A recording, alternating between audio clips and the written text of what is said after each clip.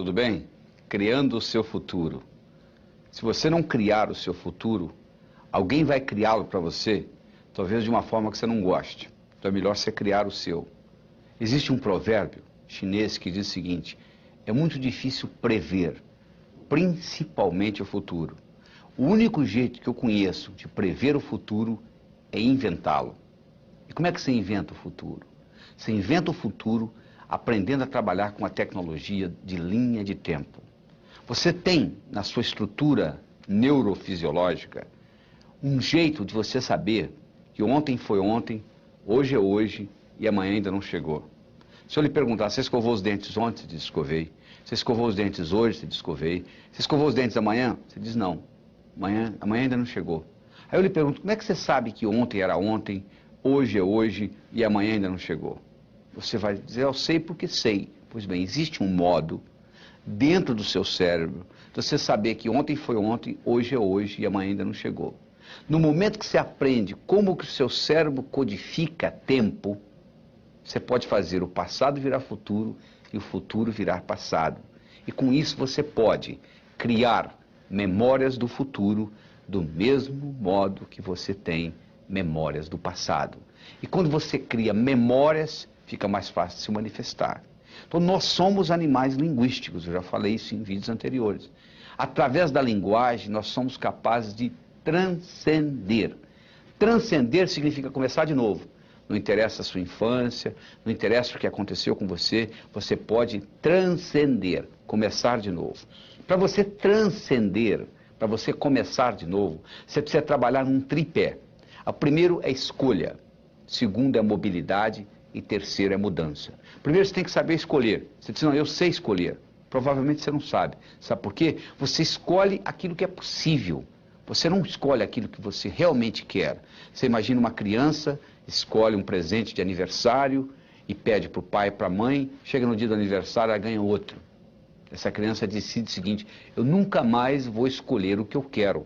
Eu vou escolher aquilo que eu acho que é possível, porque eu não vou ficar frustrado. É a mesma coisa com você. Você já escolheu o impossível? Isso é que nós queremos discutir aqui. É a escolha do impossível. Esse curso não é escolher aquilo que você acha que é possível. Nós não estamos discutindo isso. Nós estamos discutindo você fazer escolhas.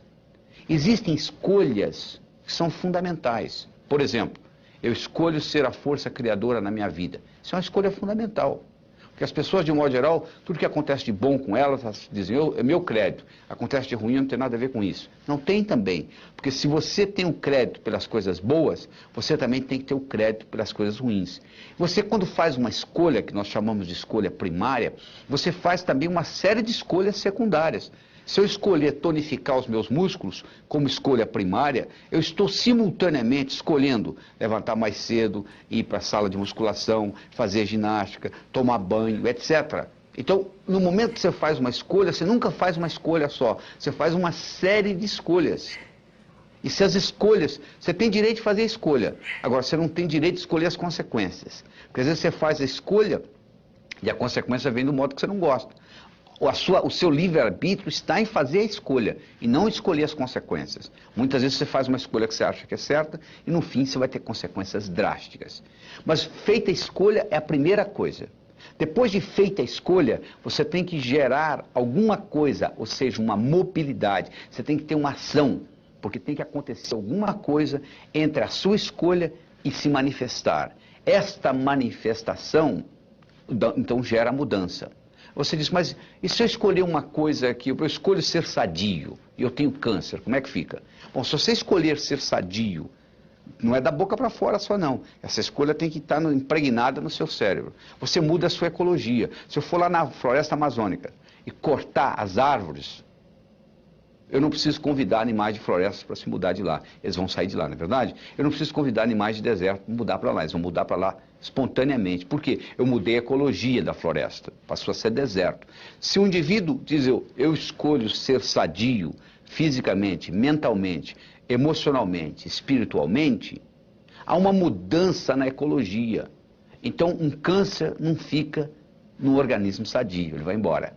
por incrível que pareça. Só que, claro, isso não ocorre da noite por dia, porque no processo criativo nós temos 3 fases. Você tem a fase da germinação, a fase da assimilação e a fase da conclusão.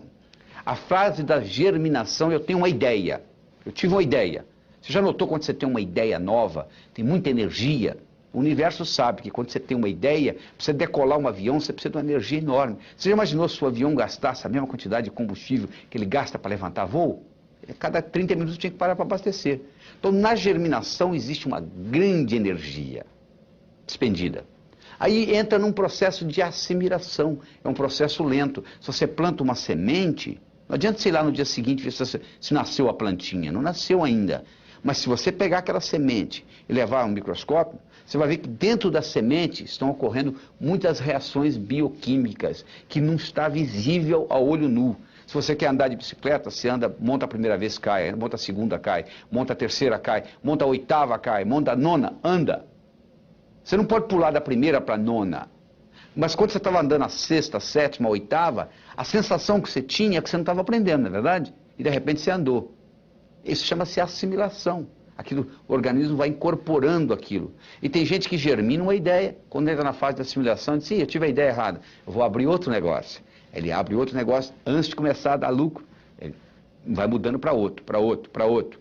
E aí isso aí vai ficar acumulado no cérebro do sujeito, ele nunca conclui nada. Se você não conclui o que você germinou, você não libera energia para novas germinações. Então chega uma hora que o seu cérebro satura, você começa a ter insônia, você perde o entusiasmo pela vida e etc. Então como é que eu resolvo isso? Muito simples. Você diz assim, quer ver? Eu vou tomar café da manhã. Eu estou tomando o café da manhã. Eu terminei de tomar o café da manhã. Eu vou dirigir para o trabalho. Estou dirigindo para o trabalho. Cheguei do trabalho. Cheguei ao trabalho. Então você vai fazendo germinação, assimilação, conclusão. O seu cérebro treina nisso. Quando você diz assim, eu vou abrir uma empresa, o cérebro diz, poxa, ele falou que ia tomar o café da manhã, tomou. Ele falou que ia dirigir para o trabalho, ele dirigiu. Ele falou que vai abrir uma empresa, vai sim, vamos abrir. Parece uma coisa simples, parece uma brincadeira, mas tem um impacto enorme na sua vida. E à medida que você vai fazendo essas escolhas, talvez entre em conflito com outras escolhas que você tenha feito. E Pablo Picasso dizia o seguinte, não existe construção sem destruição. Você quer construir uma casa? Você tem que furar o buraco. Não é verdade? Você tem que estragar o solo. Você tem que derrubar a árvore para fazer para madeira. Você tem que quebrar a pedra para fazer a brita.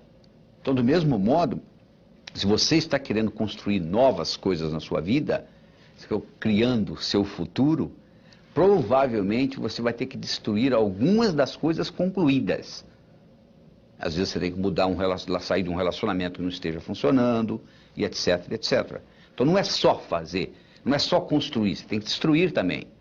Não existe construção sem destruição.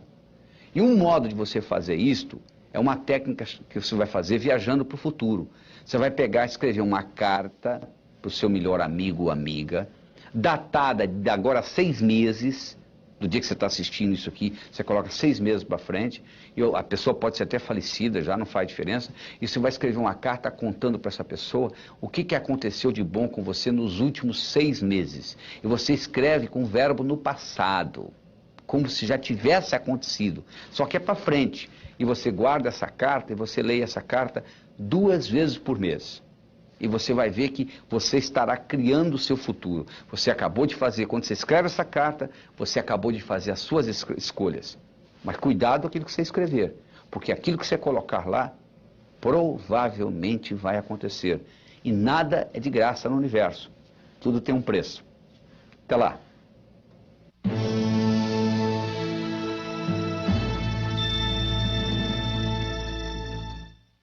Olá, tudo bem? Descubra suas metas. É muito difícil você explorar um território sem um mapa, não é verdade? Você imaginou você viajando pelo Brasil sem ter noção do que é norte, sul, leste, oeste? Imagine que você esteja a 40 minutos da sua casa e eu peço para você ir em casa buscar uma caneta que você esqueceu lá dentro da gaveta do criado.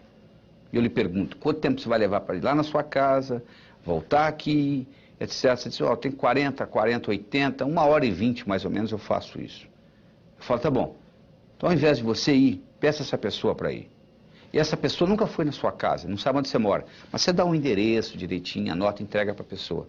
Você acha que a pessoa vai à sua casa e volta no mesmo período de tempo? Provavelmente não. Por quê? Porque ela pode errar o bairro, ela pode errar a rua, ela pode errar a casa, ela pode errar o quarto, ela pode errar a gaveta, ela pode errar a caneta. Porque você tem um mapa claro de como ir na sua casa e voltar, porque você vai lá todo dia. A pessoa que nunca foi, ela não tem esse mapa. É óbvio, não é? É a mesma coisa na vida. Se você tem um mapa daquilo que você quer na vida, você obtém. Se você não tem um mapa claro na sua cabeça, fica difícil, leva mais tempo. Então é que eu digo o seguinte, primeiro você tem que aprender a transformar os seus sonhos em metas e depois transformar suas metas em realidade. Como é que você transforma um sonho numa meta? Bom, primeiro você tem que sonhar, né? A maioria já parou de sonhar, já jogou a toalha. Acho que o brasileiro está precisando aprender a sonhar novamente. Então primeiro você tem que sonhar. Aí como é que você transforma um sonho numa meta? Muito simples, coloca uma data. Tudo aquilo que você colocou na categoria de algum dia, provavelmente não vai acontecer na sua vida. Sabe por quê? Porque algum dia não existe no calendário. Quando você diz, algum dia eu vou ler esse livro, quando eu tiver tempo, o cérebro fala perfeitamente, o dia que algum dia chegar, nós vamos ler esse livro. Só que algum dia não chega. Algum dia eu vou abrir a minha empresa. Você não abre, nunca. Então o que você tem que fazer? Colocar datas nos seus sonhos. Porque no momento que você coloca a data, eu não estou garantindo que você vai realizá-los. Mas eu estou dizendo que a sua chance de realizá-los aumenta pelo menos 1000 vezes no momento que você põe data nos seus sonhos. Você transforma os seus sonhos em metas. Depois nós vamos mostrar como é que nós transformamos metas em realidade. Mas você tem que ver que tipo de meta também. Você pode ter meta física. Você sabe que nós não temos uma alma? Nós somos uma alma e temos um corpo que abriga essa alma durante o período que nós passamos por aqui. Então você tem que ter meta física, você tem que cuidar do seu corpo. Mente sã, corpo são. Senão não adianta. Porque mente e corpo é uma coisa só. Se você tiver com o corpo doente, a sua mente vai ficar doente. Porque é uma coisa ligada, interligada com a outra. Agora tem gente também que só se preocupa com a parte física. O cara que faz, um indivíduo que faz musculação, ele gasta 8 horas por dia numa sala de musculação, anda todo cheio de músculo e quando ele chega aos 50 anos de idade ele entra em depressão, porque todo o ego dele está na musculatura. Você não pode ficar só no físico também. Do mesmo modo que você não pode ficar só no espiritual. Teilhard de Chardin, o jesuíta teólogo francês, tem uma frase linda, ele diz o seguinte, nós não somos seres humanos tendo uma experiência espiritual, nós somos seres espirituais tendo uma experiência humana.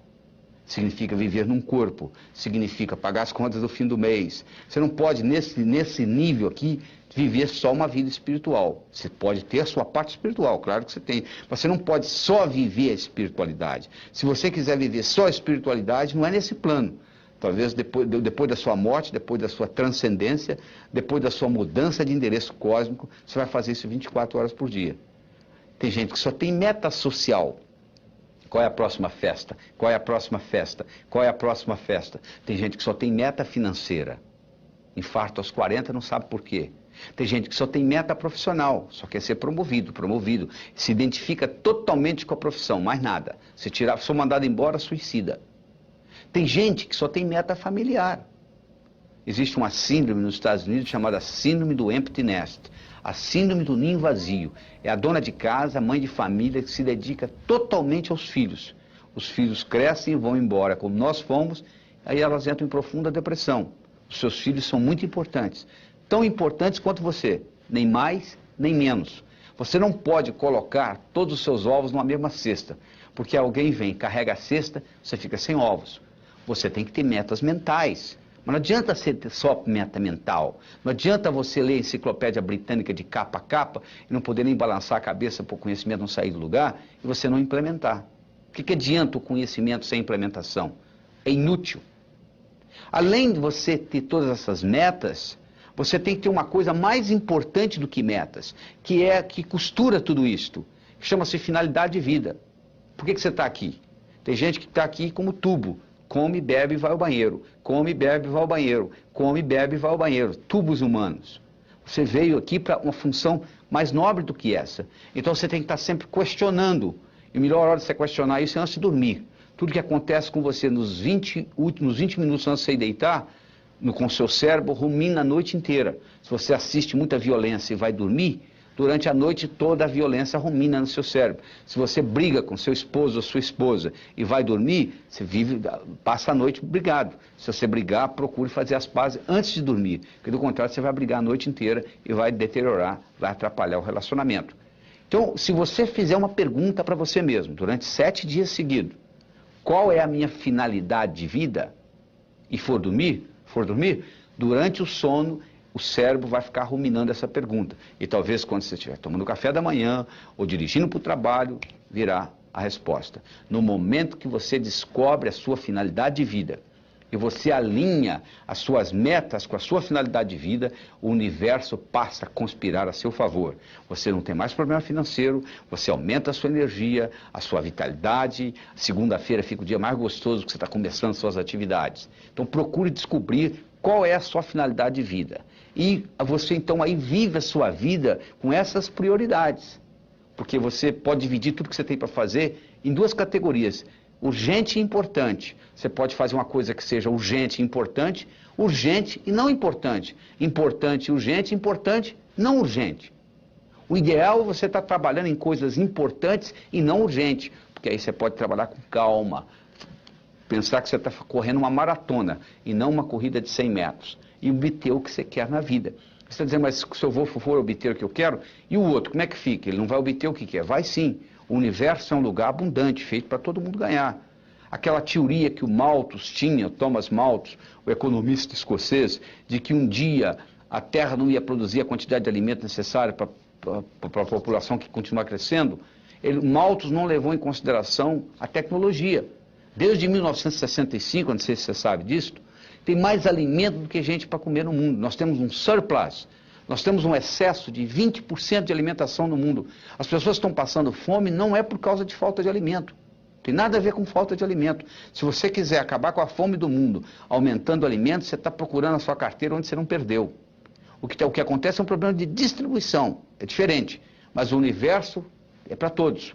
O universo é um lugar abundante e você tem direito de criar o seu mapa, de explorar o seu território, de transformar os seus sonhos em metas e transformar as suas metas em realidade. No próximo vídeo, eu vou lhe ensinar como que você transforma metas em realidade. Até lá!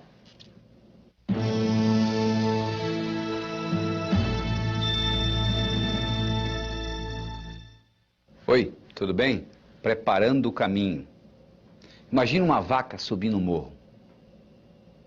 Você pensa que é a vaca que determina onde que ela pisa? Não. Quem determina onde a vaca pisa não é a vaca, é a estrutura do terreno. Sabia disso? A única coisa que a vaca faz, ela procura o caminho mais fácil. Tem morro que ela sobe assim, tem morro que ela sobe assim. A mesma coisa ocorre conosco.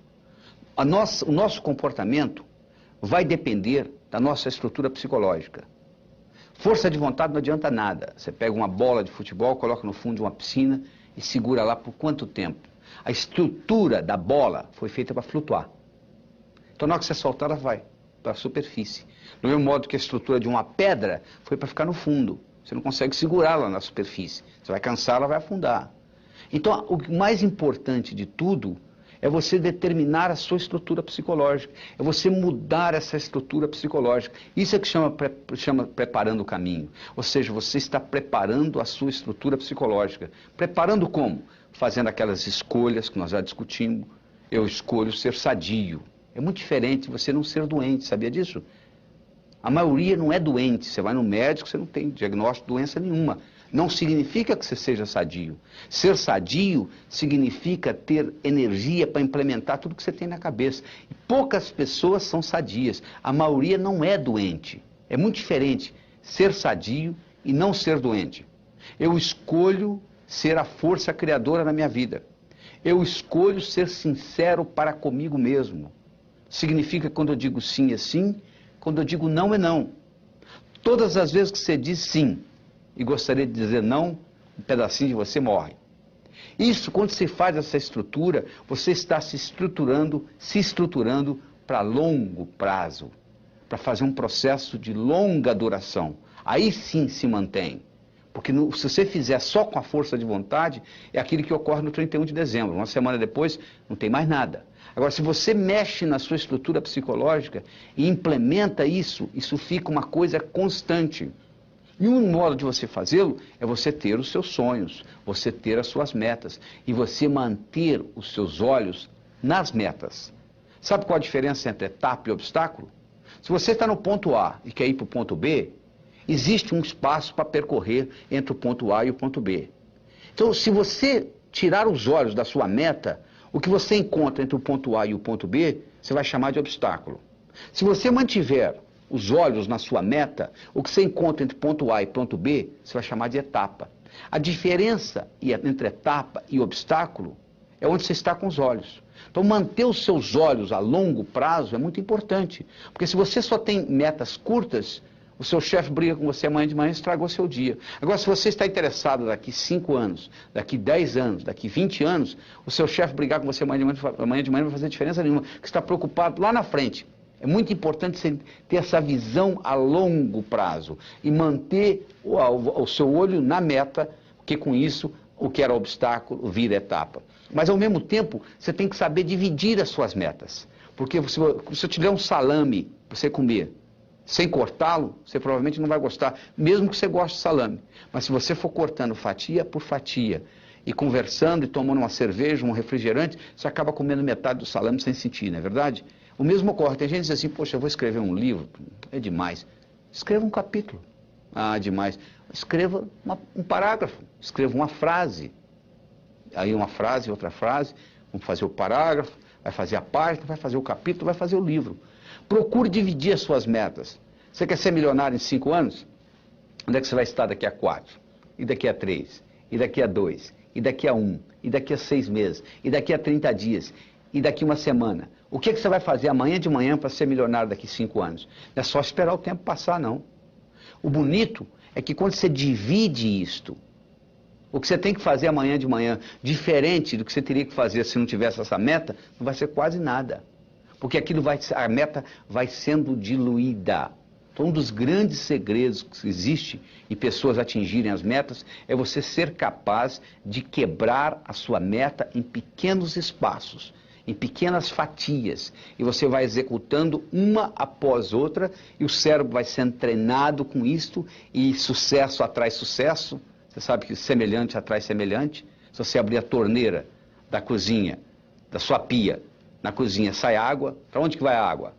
Para o esgoto. E o esgoto? Vai para o rio. E o rio vai para o mar. A água vai para a água, não é verdade? Para onde que vai o ódio? Para quem tem ódio. E amor? Para quem tem amor. E dinheiro? Vai para o pobre? Não, para quem tem dinheiro. E sucesso? Vai para onde? Para quem tem sucesso. Então, esses pequenos sucessos vão atraindo mais sucesso na sua vida. Semelhante atrai semelhante. Então, à medida que você vai fazendo isso, você vai preparando essa caminhada. Mas tudo começa com essa estrutura psicológica. Quem determina onde a vaca pisa não é a vaca, é a estrutura do terreno. A única coisa que a vaca faz é procurar o caminho mais fácil. Nós também vivemos a nossa vida procurando o caminho mais fácil. O caminho mais fácil depende da nossa estrutura psicológica. E a nossa estrutura psicológica é codificada linguisticamente. Lembra-se que eu já falei que nós somos animais linguísticos. Então ela é codificada linguisticamente. Então o melhor jeito de você se preparar para mudanças é você recodificar essa sua estrutura psicológica e fazer natural aquilo. Se você tem uma estrutura psicológica de levantar às 5 da manhã, se eu pedir para você ficar na cama até o meio-dia, é um martírio. Não é verdade? Se você tem uma estrutura psicológica de levantar ao meio-dia, se eu pedir para você levantar às 5 da manhã, vai ser um martírio. Para os dois. Porque o que determina o caminho mais fácil é a estrutura. Se a minha estrutura psicológica é de levantar às 6 da manhã, se eu ficar até às 8 na cama, eu vou ficar chateado. Agora, se eu tenho a estrutura psicológica de levantar às 6, não vai ser problema nenhum. Não será sacrifício, porque eu estou procurando o meu caminho mais fácil. Então, o que eu quero que você determine para você é o seguinte: qual é o seu caminho mais fácil?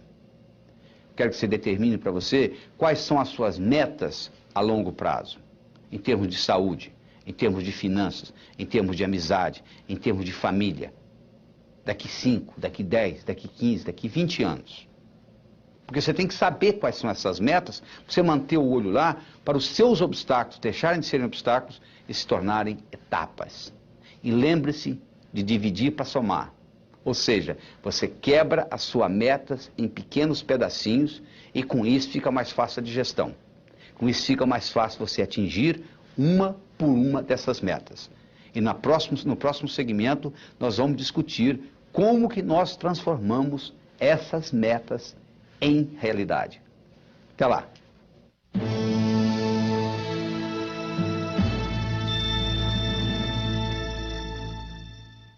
Olá, tudo bem? Pois é, nós vamos agora aprender realizando suas metas.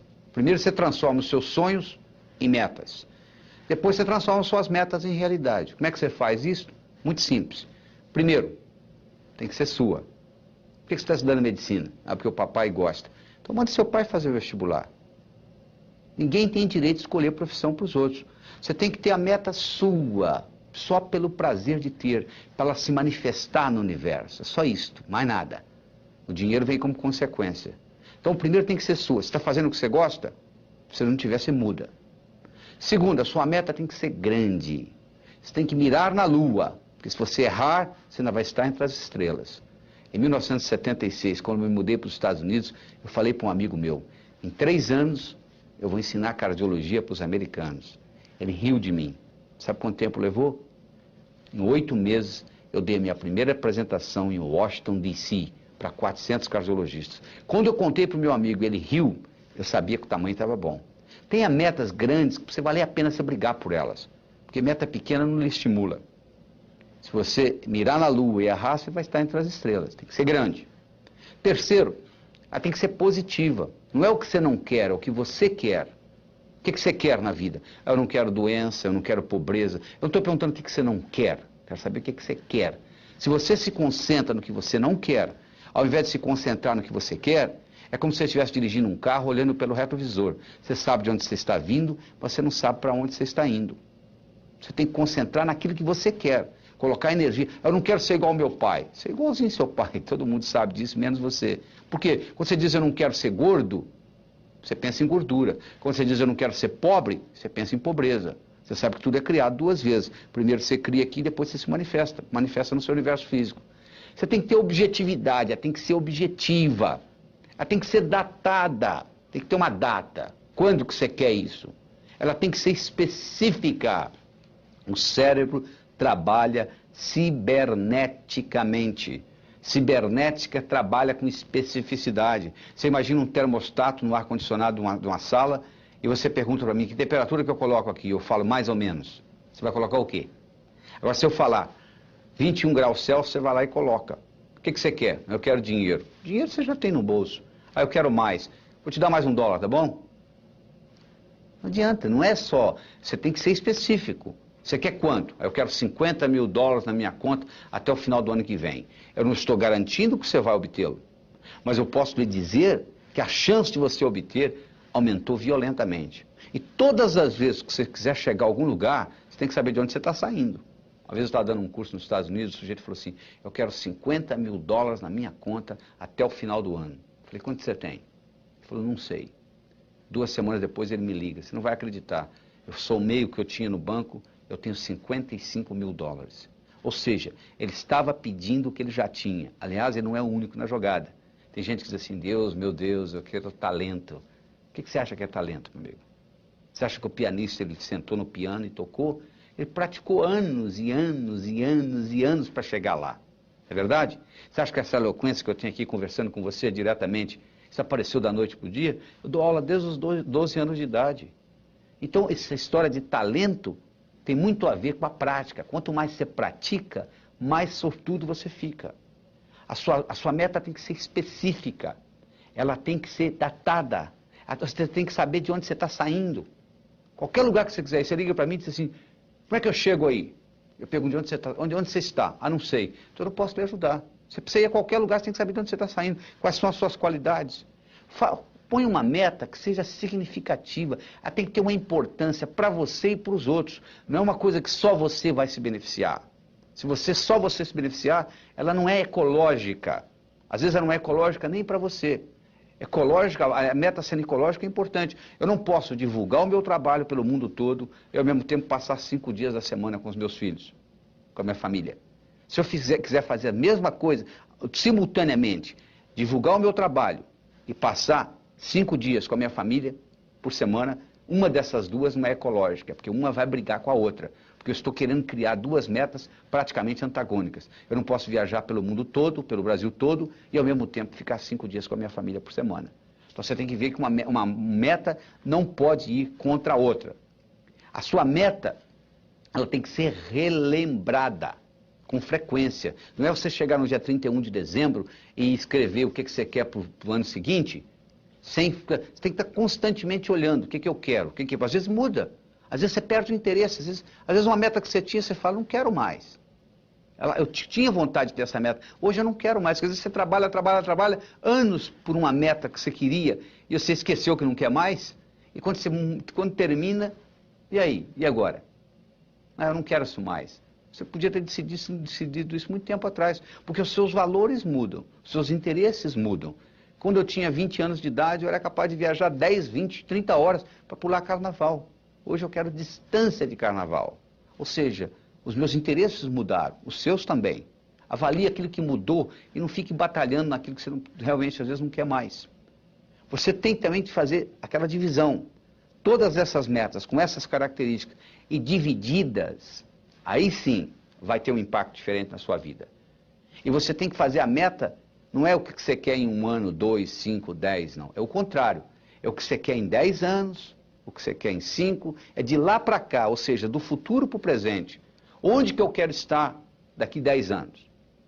Para eu estar lá daqui 10 anos, onde que eu tenho que estar daqui 5? Para estar lá daqui 5, onde que eu tenho que estar daqui 1?